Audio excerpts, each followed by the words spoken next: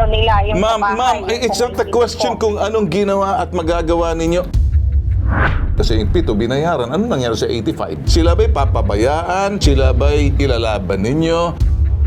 I'm asking you a question. Ano pong nangyari doon sa 85 na mga hindi nabayaran ng hydropower plant? Ang haba po ng listahan dyan, makikita nyo.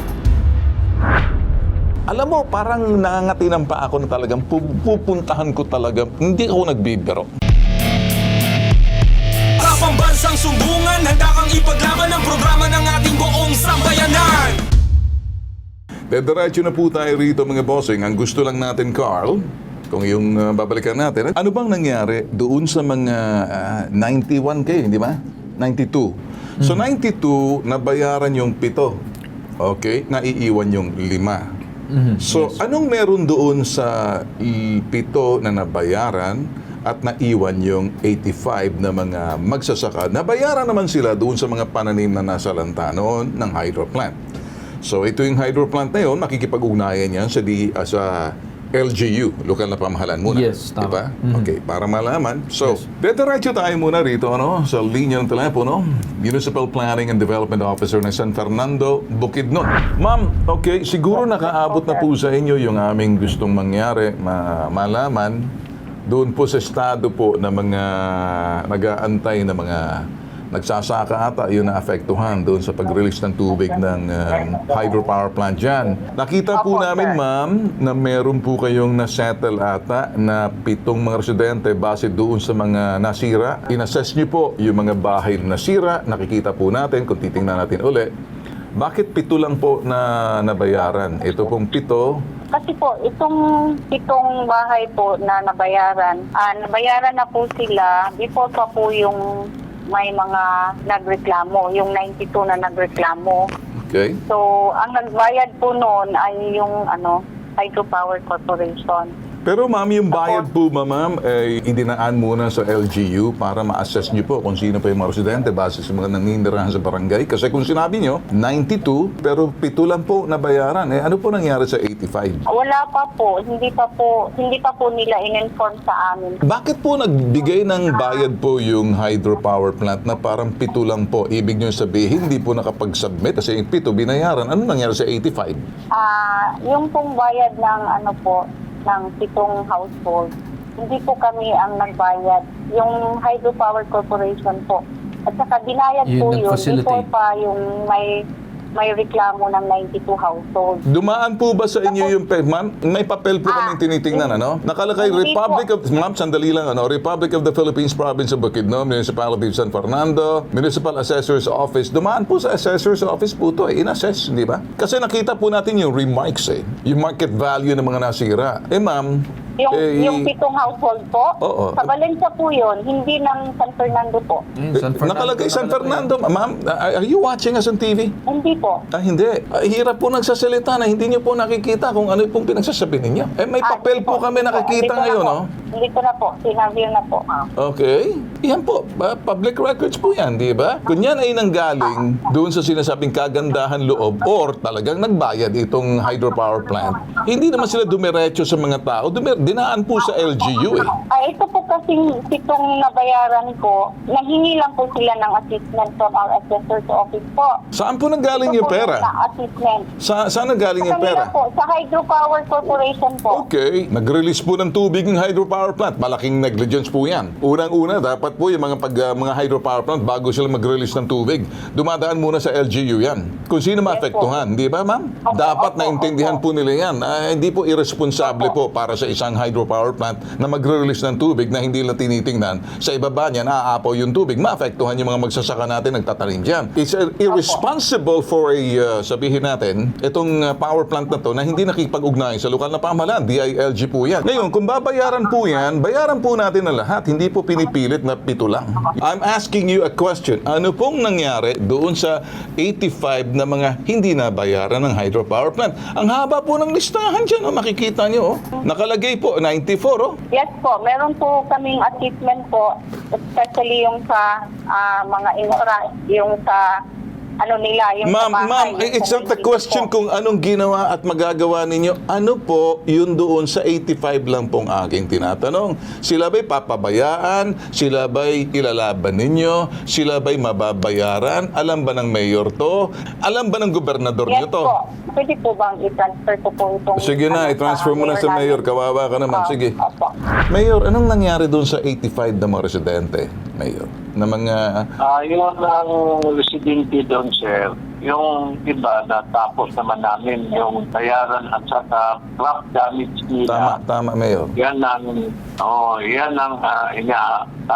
kaso namin. Pinapuntahan ko ng sa membro namin, officer at saka engineering. Tapos pinatingnan ko ang yung lahat namin. Tapos pinibalrit nila lahat. Tapos pinasa namin sa hydropower. Mayor, itong listahan po nanggaling po sa inyo eh. Napakahaba po ng listahan kung titingnan po natin, Mayor. Ano pong status ngayon nito? Mababayaran ba yung iba or hindi na? Yung iba siguro, kung nasa damit talaga yung sa river allowance, may pangalan naman sila dito.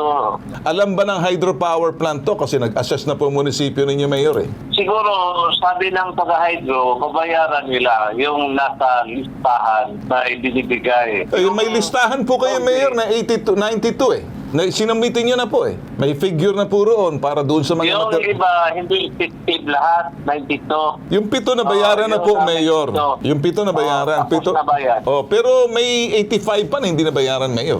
Yung listing, pinatingnan ko, hindi ko na yung... Okay, sige, Mayor. Bibigyan po namin kayo pagkakataon. Baka matawagan niyo po siguro yung hydropower plant sa tulong po ng DILG. Mayor, alam ko may pumunta riyan na isang staff ata, sumilip na senador sa office po ata ni, if I'm not mistaken, sa office po ata ni Senator Erwin Tulfo. Hindi kaya, Mayor? Oo, mayroon na. Ano po nangyari doon? Kasi baka hindi po nila alam. Pumunta po sa amin sa Bitag. Ayan ba? Baka hindi ko namin yung alam yung nagpunta dyan. Kaya nakatira yung... Mayor, ganito na lang, Mayor. Mayor, ganito na lang. Bibigyan na po namin kayo ng pagkakataon. Siguro ayusin po to. Sino pa pong gusto yung pakausap natin sa amin? Gusto niyo po bang lumipad kami dyan? Usapin namin yung gobernador ninyo. Yun ang detalye para ibigay ko na sa Mindo po. Dito lang ang assessment kasi ito. Yung isang burok noon. Hindi po sila maabot ng backflow.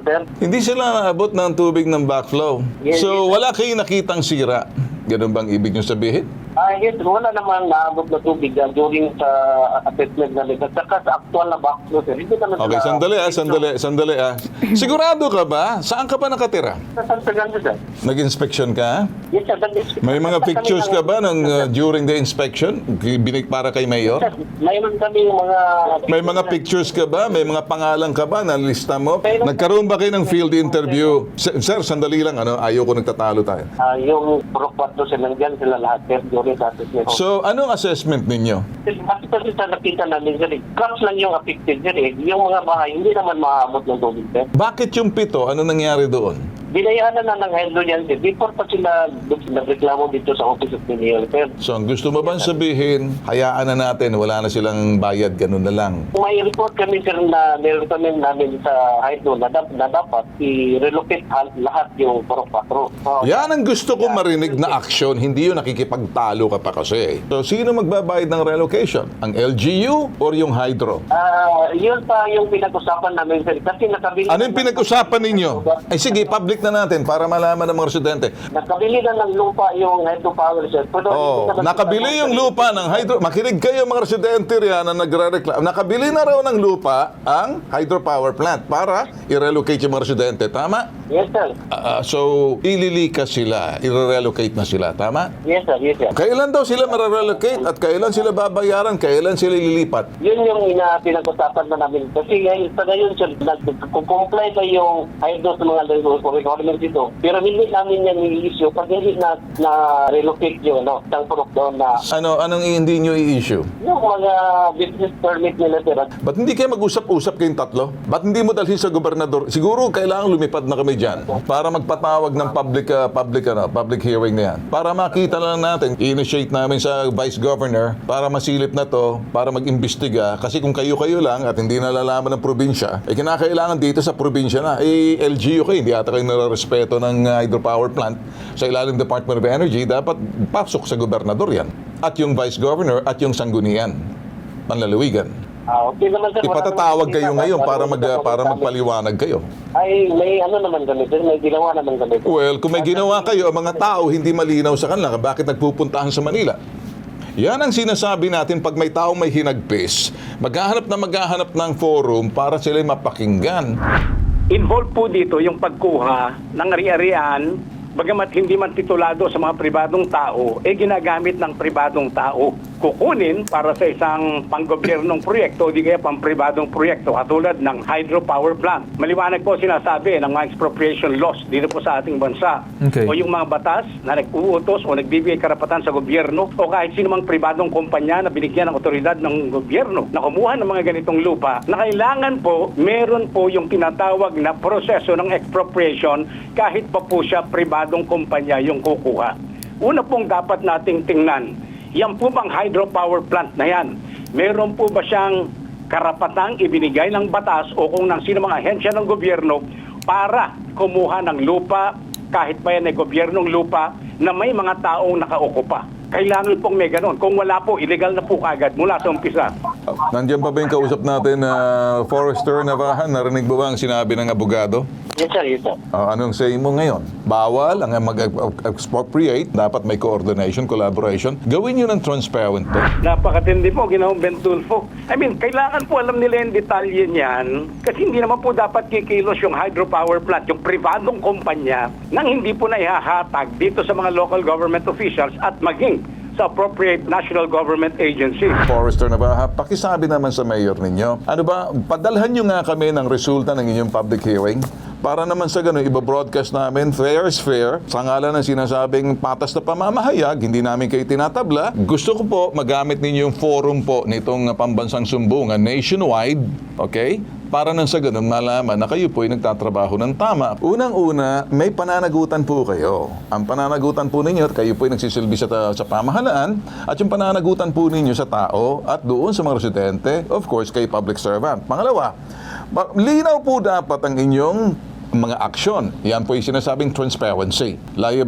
Accountability and transparency. At the same time, lahat po na sinasabi po ninyo, naintindihan din doon sa ibaba na pinagsisilbihan ninyo, hindi yung kung saan siya nakakaabot po sa amin. Okay po ba sa inyo? Trabaho lang po to, walang personalan. Okay, sir. Kasi kung hindi po maresolba to, baka mapilitan po kami lumipad dyan. Ha? Okay, sir. Okay, sir. Alam mo, parang nangangatinan pa ako na talagang pupuntahan ko talaga, hindi ako nagbibiro. Para magkaroon ng public hearing, ipatawag sila sa gobernador. Magpa-part 3 po tayo rito. Abangan. Sa pambansang sumbungan, handa kang ipaglaban ang programa ng ating buong sambayanan.